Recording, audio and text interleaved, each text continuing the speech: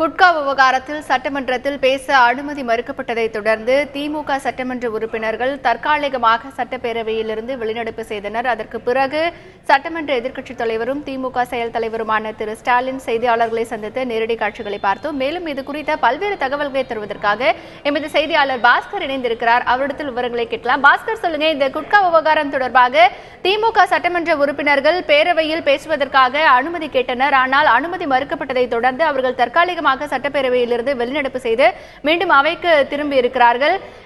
இந்த ஒரு பிரச்சனைக்கு ஆளும் கட்சி தரப்பில் இருந்து என்ன பதில் சொல்லப்பட்டது?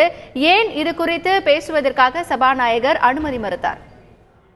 குட்கா விவகாரம் தொடர்பாக எதிர்க்கட்சித் தலைவர் ஸ்டாலின் அவர்கள் வினாக்கள் விடைகள் நேரம் முடிஞ்சது பிறகு நேரமில்லா நேரத்தில் எதிர்க்கட்சித் தலைவர் ஸ்டாலின் குட்கா விவகாரம் தொடர்பாக கடந்த ஆண்டு ஜூலை 8ஆம் தேதி மாதவராவ் என்பவர் வீட்டில் நடைபெற்ற சோதனை தொடர்பாகவும் அதைத் தொடர்ந்து வருமான வரித்துறையினர் எடுத்த சோதனை விவகாரம் தொடர்பாகவும் சட்டப்பேரவையில் கேள்வி எழுப்ப முற்பட்டார். அப்போது திராவிட முன்னேற்ற கழக சட்டமன்ற உறுப்பினர்கள் நாளிதழ்கள் வெளிவந்த அந்த செய்திகளை கையில் ஏந்தியவாறு எதிர்க்கட்சித் தலைவர் ஸ்டாலின் அவருக்கு தொடர்ந்து பேச வாய்ப்பு வழங்க வேண்டும் என்ற கோரிக்கையை வலியுறுத்தி சட்டப்பேரவையில் அமலில் ஈடுபட்டார்கள்.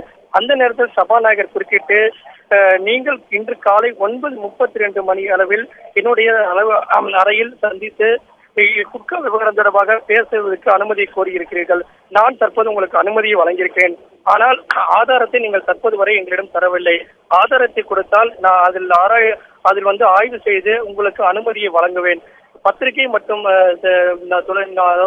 டிவி தொலைக்காட்சிகளில் வெளிவரக்கூடிய செய்திகளை அடிப்படையாக கொண்டு அவையில் விவாதிக்கிறதுக்கான அனுமதி கிடையாது. அது சட்டப்பேரவையுடைய விதிகளிலும் அனுமதி இல்லை. இதை அடிப்படையாக கொண்டு நீங்கள் பதிவு செய்ய வேண்டிய கருத்துக்களை பதிவு செய்யலாம் என்று மீண்டும் எதிர்க்கட்சித் தலைவர் ஸ்டாலின் அவர்களுக்கு வாய்ப்புகள் வழங்கினார். அவர் வருமான வரி சோதனையை தொடர்ந்து மாதவராவ் என்பவர் அவர் வீட்டில் எடுக்கப்பட்ட அந்த டைரி தொடர்பாக பல்வேறு கருத்துக்களை எதிர்க்கட்சித் தலைவர் ஸ்டாலின் பதிவு செய்தார். அதை அவை குறிப்பிலிருந்து சபாநாயகர் அவர்கள் நீக்கினார். குறிப்பாக அமைச்சர் பெயரை குறிப்பிட்டும் அதிகாரிகள் பெயர்களை குறிப்பிட்டும் தொடர்ந்து அவர் பேசியதன் காரணமாக அந்த கருத்துக்களை அவை குறிப்பிலிருந்து நீக்கினார். ஆதாரம் இல்லாமல் அவையில் பல்வேறு கருத்துக்களை பதிவு செய்ய உங்களுக்கு வாய்ப்பு இல்லை, அதுக்கு அனுமதியை வழங்கவில்லை. ஏற்கனவே இது தொடர்பாக நீங்கள் இன்று காலைதான் மனு கொடுக்கிறீர்கள், அது என்னுடைய ஆய்வில் இருக்கிறது. ஆய்வில் இருக்கக்கூடிய விவகாரத்தை எடுத்துக்கொள்ளலாமா வேண்டாமா என்பது குறித்து நான் தான் முடிவு செய்ய வேண்டும். தொடர்ந்து அவை நடவடிக்கைகள் சுமூகமாக நடைபெறற்கு திமுக சட்டமன்ற உறுப்பினர்கள் ஒத்துழைப்பு அளிக்க வேண்டும் என்ற கருத்தை பதிவு செய்தார். அது மட்டும் இல்லாமல் திமுக சட்டமன்ற உறுப்பினர்கள் கையில் நாளிதழ் செய்திகளை கையில் ஏந்தியவாறு தொடர்ந்து அமளியில் ஈடுபட்டது காரணமாக ஏற்கனவே திராவிட முன்னேற்ற கழக சட்டமன்ற உறுப்பினர்கள் அவைக்காவலை கொண்டு ஏற்கனவே வெளியேற்றப்பட்டிருக்கின்றனர். மீண்டும் ஒரு முறை வெளியேற்றப்பட்டால் நடவடிக்கை கடுமையாக இருக்கும். மீண்டும் அமைதி காக்க வேண்டும் என்று சபாநாயகர் உத்தரவிட்டார்.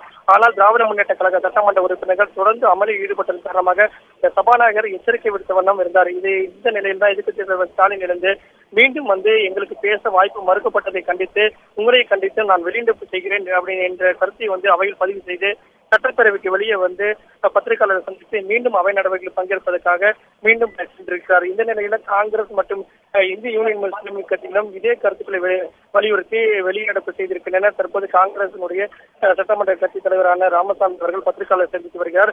அதைத் தொடர்ந்து இந்திய யூனியன் முஸ்லீம் லீக் கட்சியினுடைய சட்டமன்ற உறுப்பினரான அபுபக்கரும் பத்திரிகையாளர் சந்திப்பார். ஏற்கனவே எதிர்க்கட்சிகள் வெளிநடப்பு செய்திருக்கின்றனர். திமுக வெளிநடப்பு செய்து மீண்டும் அவை நடவடிக்கையில் பங்கேற்று உள்ளது. இந்த நிலையில இன்று முதலமைச்சர் துறை ரீதியான மானிய கோரிக்கை மீது விவாதம் நடைபெற உள்ளதால் எதிர்க்கட்சிகள் உள்ளே சென்று அவை நடவடிக்கைகள் தொடர்ந்து பங்கேற்கும் பல்வேறு பிரச்சனைகளை எழுப்ப திட்டமிட்டிருக்கின்றன. சபாநாயகர் பல்வேறு முறை எச்சரிக்கை விடுத்தும் ஆதாரம் இல்லாத இங்கு விவாதிக்க முடியாது என்ற கருத்தை பதிவு செய்தும் இதற்கு செவி சாய்க்காத காரணமாக அனுமதி மறுக்கப்பட்டதாக